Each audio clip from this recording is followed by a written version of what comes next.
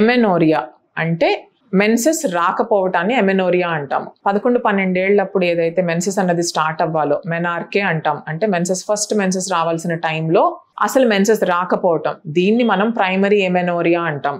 కానీ కొంతమందికి మెన్సెస్ స్టార్టింగ్లో స్టార్ట్ అవుతుంది, కొన్నేళ్ళు అంటే ఒక 5-6 ఏళ్ళు బాగానే మెన్సెస్ వస్తుంది, బట్ సడన్గా మెన్సెస్ అన్నది రావటం ఆగిపోతుంది. దీన్ని సెకండరీ ఎమెనోరియా అంటాం. 15 ఏళ్ళ వయసుకు కూడా మెన్సెస్ రాకపోతే పాపని డాక్టర్ గారి దగ్గరికి తీసుకొని వెళ్తే ఎక్కడ ప్రాబ్లం ఉంది, ఇది హార్మోనల్ ప్రాబ్లమా, లేకపోతే అండాశయాల్లో ప్రాబ్లమా, లేకపోతే గర్భసంచిలో ప్రాబ్లమా, ఆర్ మనకి వెరీ రేర్గా కొన్ని సిండ్రోమ్స్ ఉంటాయి. పాప ఆడపిల్లలాగా పెరుగుతుంది కానీ లోపల మనకి గర్భసంచి కంప్లీట్గా ఉత్పత్తి అవ్వకపోవటము, ఆర్ అండాశయం కంప్లీట్గా ఉత్పత్తి అవ్వకపోవటము, కంప్లీట్గా అండాశయం డ్రై అయిపోయి ఉండటము, ఇట్లాంటి కొన్ని జన్యుపరమైన సమస్యలు కూడా ఉంటాయి.